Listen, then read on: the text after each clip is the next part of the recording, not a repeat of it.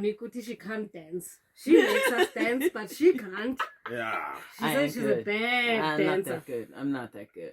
I can move, but yeah.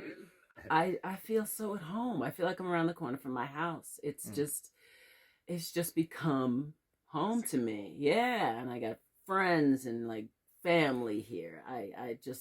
I love it. This is 10 years for this record, Deep in the Bottom of Africa, the one I did with Black Coffee. It turns 10 this year.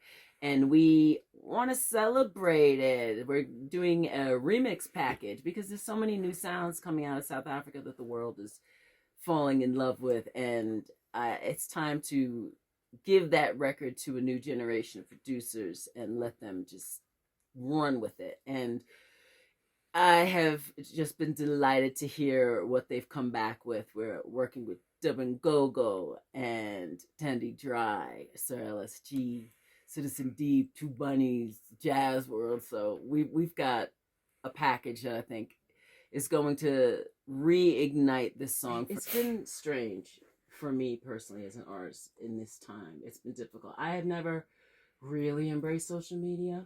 Mm-hmm. For various reasons. Like some people had just sort of take to it. I've never just taken to it.